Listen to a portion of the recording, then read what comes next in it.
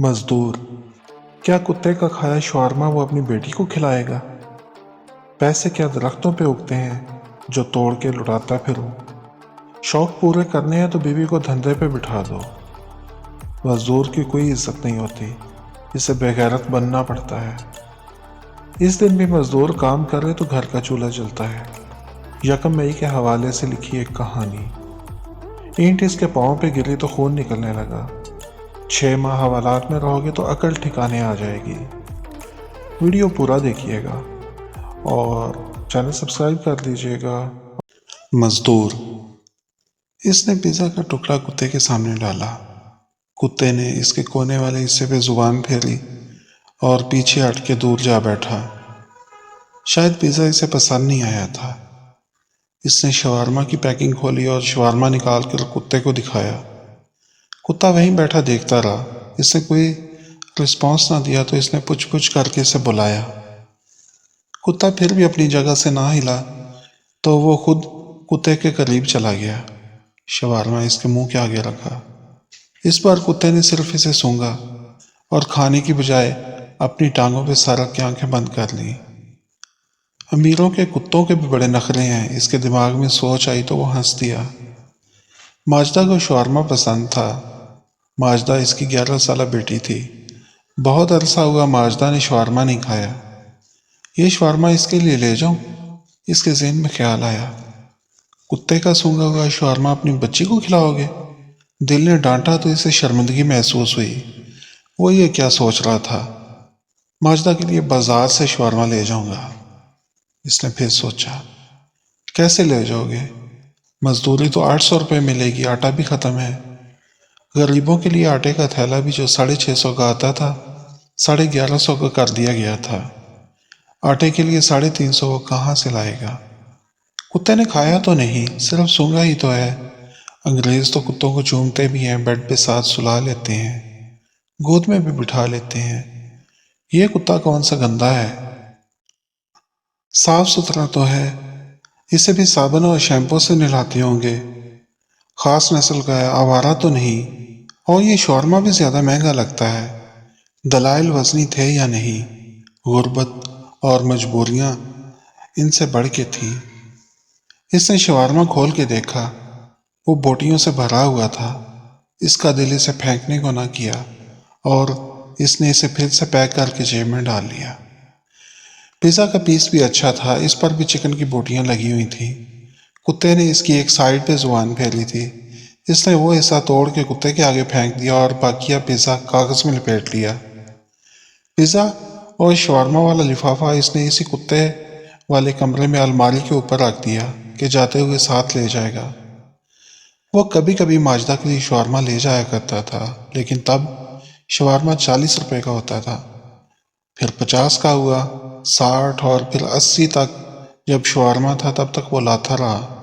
इसके बाद शवारमा 120 रुपए का हुआ और एक और जंप लगा के 160 रुपए पे पहुंच गया तो इसकी दस्तरस से बाहर हो गया।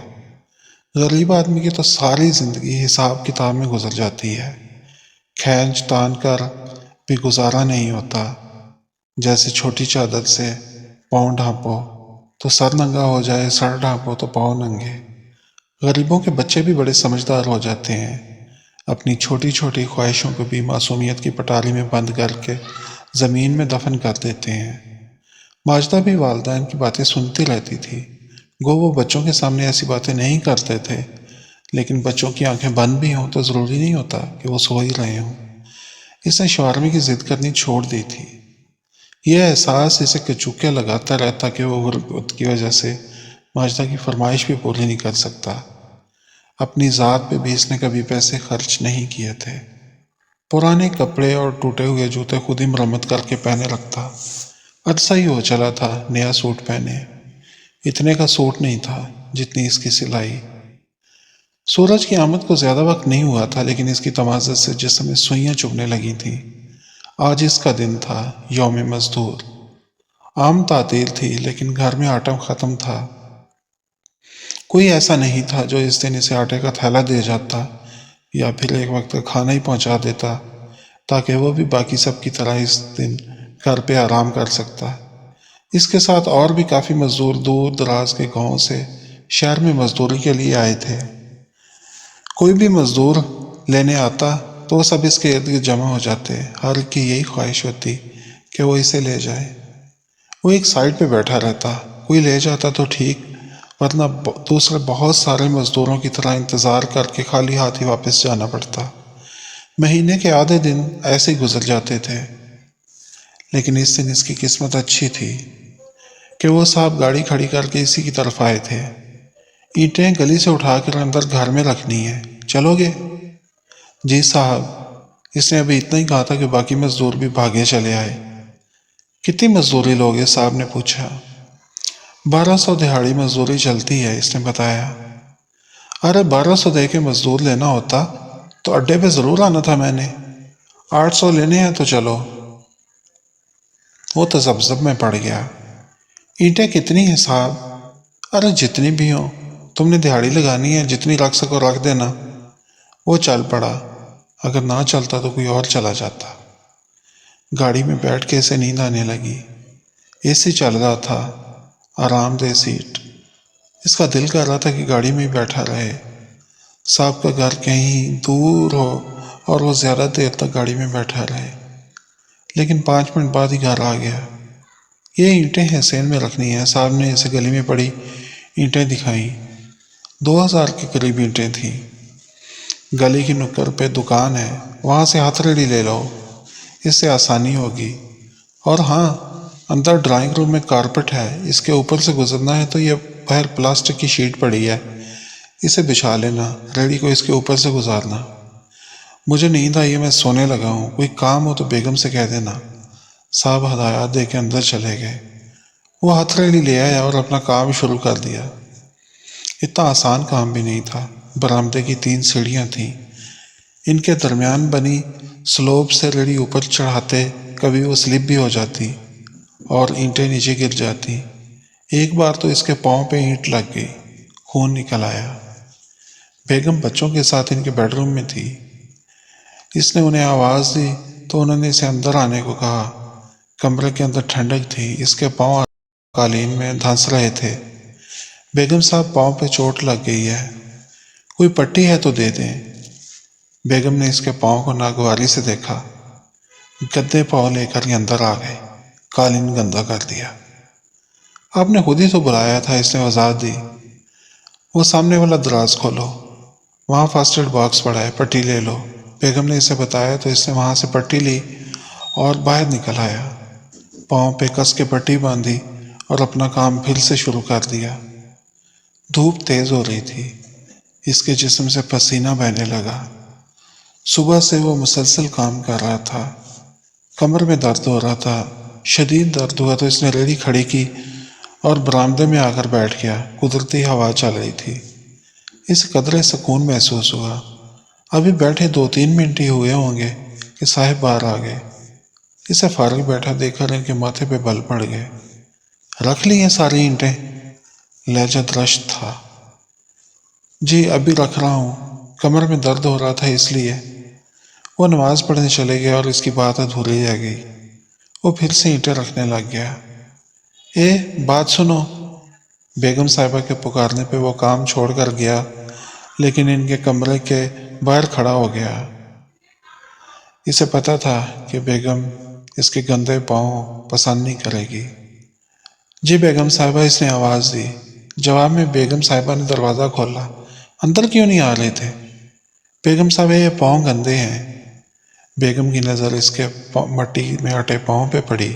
اچھا، یہ پیسے پکڑو اور گلی کی نکڑ پہ فوڈ پانڈا والا آیا ہے، اسے دیکھ کر پیزا اور شاورما لے آؤ۔ وہ پیسے لے کر گیا اور پارسل لے آیا۔ کئی لوگ کام کرواتے تو کھانا بھی کھلا دیا کرتے تھے، جبکہ اکثر یہی کہتے کہ کام کون سا فری کر رہے ہو جو کھانا بھی دیں، جو خود ہی کھانا کھاؤ۔ ہوٹل سے کھانا مہنگا پڑتا تھا، اس لیے وہ اپنے ساتھ گھر سے 1 روٹی اور اچار لے آتا تھا، وہی کھا کے گزارا کر لیتا تھا۔ دوسرے مزدوروں کے برعکس وہ آدھا گھنٹہ ریسٹ بھی نہیں کرتا تھا، بس جتنا وقت روٹی کھانے میں لگتا کھا کے کام شروع کر دیتا۔ بعض مزدور تو نماز پڑھنے کے بہانے مسجد جا کر بھی لیٹ جایا کرتے تھے اور ریسٹ ٹائم 1 گھنٹہ بھی کر لیتے تھے۔ وہ سوچ رہا تھا کہ شاید اس کے لیے بھی شورما منگوایا ہو، لیکن بیگم نے اس کے ہاتھ سے پارسل لے کر دروازہ بند کر دیا۔ اسے بھوک لگ رہی تھی۔ اپنے تھیلے سے اس نے روٹی اچار نکالا اور کھانے لگا۔ صاحب نماز پڑھ کر آ گئے۔ اسے روٹی کھاتے دیکھ کر انہوں نے کچھ نہ کہا اور بچوں والے کمرے میں چلے گئے۔ روٹی کھا کر اس نے اللہ کا شکر ادا کیا، سین میں لگی ٹوٹی کے نیچے ہاتھ رکھ کے پانی پیا اور اپنے کام میں لگ گیا۔ سین میں اینٹیں دیوار کے ساتھ لگا رہا تھا کہ بیگم پھر سے نمودار ہوئی۔ ان کے ہاتھ میں لفافہ تھا۔ بات سنو، یہ جیکی کو ڈال دو۔ جی؟ وہ ان کی بات کا مطلب نہ سمجھا۔ ارے اسے کیا پتا جیکی کون ہے؟ صاحب بھی باہر نکل آئے۔ چلو خود ہی کھا لو تم، بیگم بولی تو صاحب نے اس کی بات کاٹ دی۔ ارے یہ لوگ ایسی چیزیں کہاں کھاتے ہیں؟ جیکی کو صبح گوشت ڈالا تھا، ابھی وہ یہ کھا لے گا۔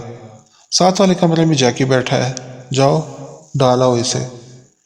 وہ لفافہ لے کے ساتھ والے کمرے میں گیا۔ دروازہ کھولا ہی تھا کہ گھراہٹ کی آواز سن کر وہ ڈر گیا۔ اندر ایک لمبے لمبے بالوں والا کتا قالین پہ بیٹھا ہوا تھا۔ گھرانے کے باوجود وہ اس پہ حملہ آور نہ ہوا تو وہ ڈرتا ڈرتا آگے بڑھا۔ اس کمرے میں بھی ایسی چل رہا تھا۔ کتے نے شوارما اور پیزا نہیں کھایا تھا، اس نے وہ ماجدہ کے لیے رکھ لیا اور پھر سے کام پہ لگ گیا۔ 8 گھنٹے پورے ہو چکے تھے۔ اس نے مزدوری لے کر گھر جانا تھا، لیکن صاحب سو رہے تھے۔ اس نے آہستہ سے دروازے پہ دستک دی۔ آواز بھی تھی لیکن کوئی رد عمل سامنے نہ آیا۔ 800 کے قریب اینٹیں ابھی باہر پڑی تھیں۔ اس نے سوچا جب تک صاحب جاگتے نہیں اور اینٹیں بھی اندر رکھ دیتا ہوں، اوور ٹائم لگ جائے گا۔ وہ پھر سے کام پہ لگ گیا۔ صاحب اٹھے تو وہ آخری ریڑھی اندر رکھ رہا تھا۔ ساری اینٹیں اندر رکھی جا چکی تھی۔ رات کے 9 بج رہے تھے۔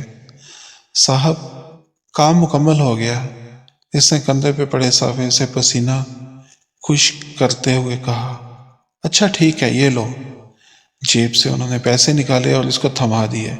اس نے گنے 800 روپے تھے۔ صاحب یہ تو دہاڑی کے ہیں، میں نے 5 گھنٹے اوپر لگائے ہیں، دیکھیں ساری اینٹیں اندر رکھ دی ہیں۔ تو میں نے کہا تھا زیادہ ٹائم لگاؤ، بات دہاڑی کی ہوئی تھی، وہ میں نے دے دی۔ صاحب دہاڑی بھی تو 1200 کی ہوتی ہے۔ ہوتی ہوگی، میں نے تو اسی لیے پہلے تمہیں بات کر کے لایا تھا۔ 800 کی بات ہوئی تھی۔ تم غریب لوگ بھی نا گھر بار دیکھ کر پھیل جاتے ہو۔ محنت کر کے پیسے کمائے جاتے ہیں، درختوں پہ نہیں لگتے جو توڑ کر لٹاتے پھریں۔ خود کام کے وقت فارغ بھی تو بیٹھے رہتے ہو، تھوڑا وقت لگا دیا تو کیا کمال کیا۔ صاحب 2000 اینٹیں تھیں، 1 روپیہ اینٹ کا لیتے ہیں، اس حساب سے بھی 2000 بنتے ہیں۔ میں نے تو 5 گھنٹے جو اوپر لگے ہیں ان کے پیسے ہی مانگے ہیں، اس کے حساب سے 1300 روپے بنتے تھے، ان سے آٹا بھی آ جانا تھا۔ صاحب غصے سے اس سے دیکھ رہے تھے، لیکن اس کی بات کے جواب میں انہوں نے کچھ نہیں کہا اور جیب سے 200 روپے اور نکال کے اسے تھما دیے۔ اس نے بولنے کی کوشش کی لیکن انہوں نے روک دیا۔ بس اب اتنے بہت ہیں، شکر کرو یہ بھی دے رہا ہوں۔ وہ پیسے پکڑ کے مایوسی سے مڑا تو صاحب بول پڑے، یہ تھیلے میں کیا ڈالا ہے؟ ذرا دکھاؤ تو صحیح۔ اس کے تھیلے سے لفافے کا کونا دکھائی دے رہا تھا۔ کچھ نہیں ہے صاحب۔ ایسے نہیں، ادھر دو تھیلا۔ انہوں نے اس کا تھیلا پکڑ کے الٹ دیا۔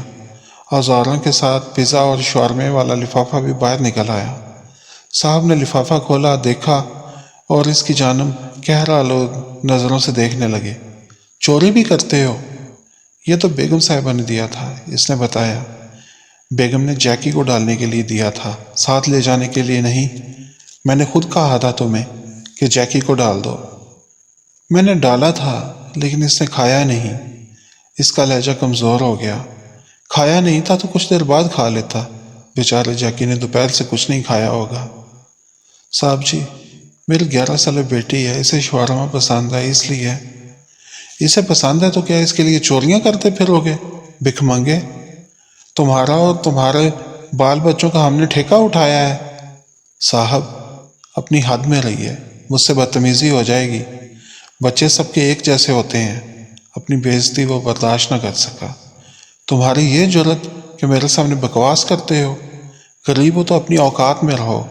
بیٹی کو شورمے اور پیزے کھلانے ہیں तो बीवी को धंधे पे बिठा दो, अच्छी कमाई हो जाएगी, फिर शौक पूरे करते रहना। साहब गुस्से से पागल हो रहे थे। वो ये बात बर्दाश्त न कर सका। खून खौल उठा। इसने उधर उधर देखा।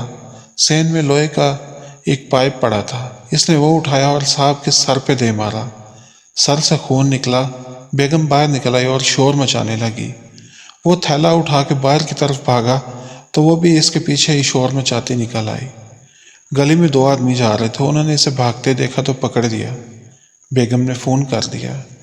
कुछ देर बाद वो पुलिस स्टेशन में बैठा था। चोरी का सामान लिफाफे में एसएचओ की मेज पे पड़ा था।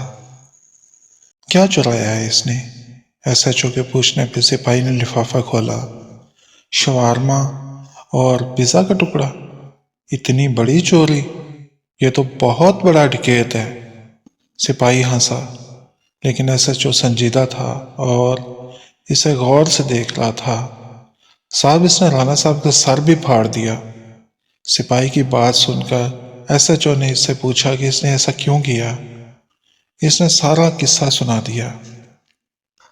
एसएचओ इसकी कहानी सुनकर चुप हो गया। इसे कहीं न जाने देना। सिपाही को यह कहकर वो अपनी सीट से उठकर बाहर चला गया। राणा साहब का सर फाड़ा है, पता है? वो नाज़िम है।